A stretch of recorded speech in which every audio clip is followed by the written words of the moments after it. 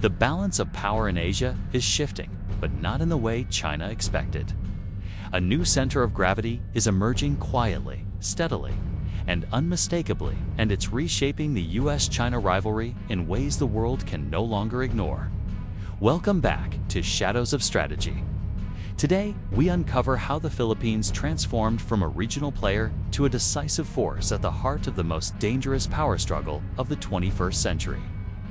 This is not just a story about alliances or military bases. It's about geography, history, national resilience, and a turning point that both Washington and Beijing can feel, even if they won't admit it openly.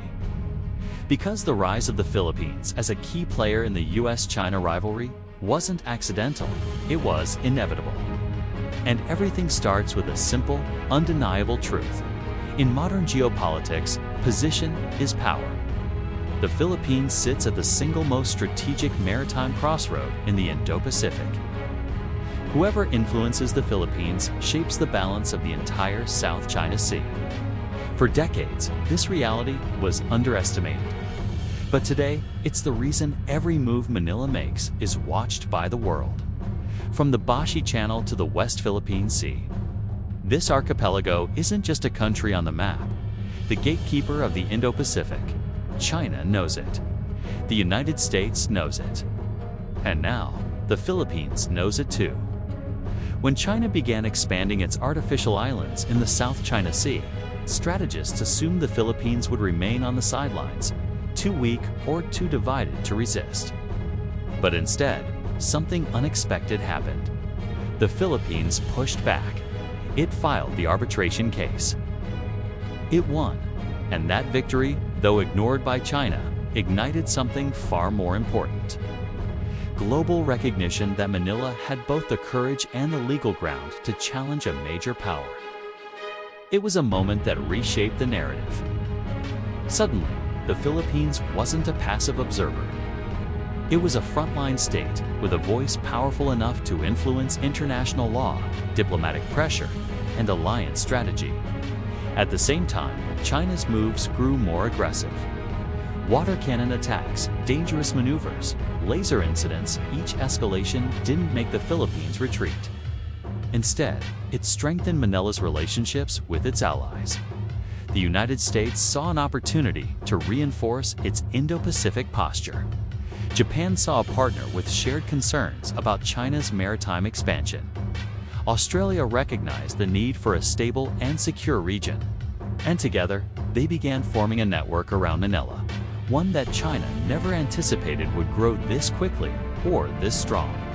As every incident unfolded at Scarborough Shoal, Ayungin Shoal, or in the Philippine EEZ, the world saw the same pattern. The Philippines stood firm, and its alliances expanded. This is where the shift becomes undeniable. The Enhanced Defense Cooperation Agreement, once modest, evolved into a central pillar of America's Indo-Pacific strategy. New bases granted access to U.S. forces, not for war, but for deterrence. Deterrence that China cannot ignore. Japan stepped in with radar systems, coastal security support, and discussions on joint patrols. Australia intensified naval cooperation and trilateral exercises. Even nations like South Korea, Canada, and France began coordinating maritime presence with Manila. Suddenly, the Philippines wasn't standing alone. It was standing at the center of a growing web of strategic partnerships. But influence doesn't come from alliances alone. It comes from leverage.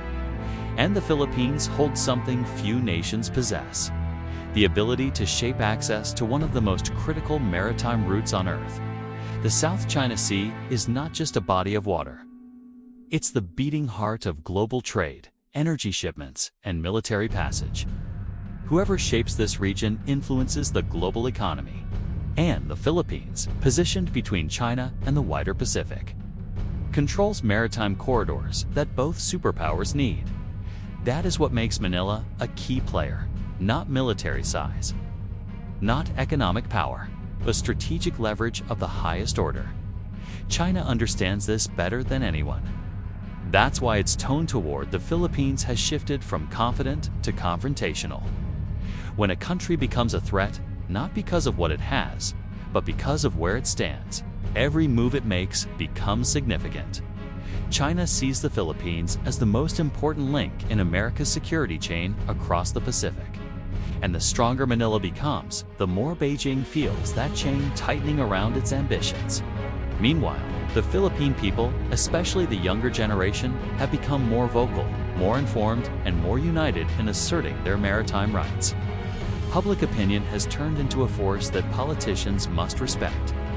And as national sentiment rises, so does Manila's geopolitical weight. This domestic shift matters because it strengthens the credibility of the Philippines on the global stage.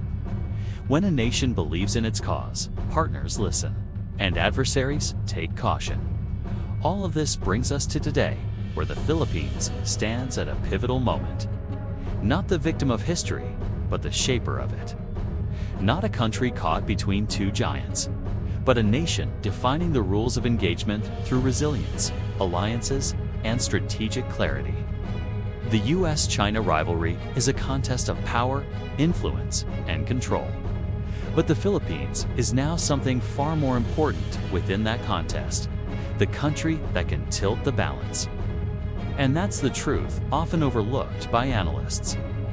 The Philippines is rising not through force, but through significance. Not through size, but through location. Not through aggression, but through principle. The world is watching Manila because what happens in the Philippines will echo across the entire Indo-Pacific. This is how the Philippines became a key player in the US-China rivalry. And this is only the beginning. If you enjoyed deep strategic analysis like this, make sure to like this video and subscribe to Shadows of Strategy.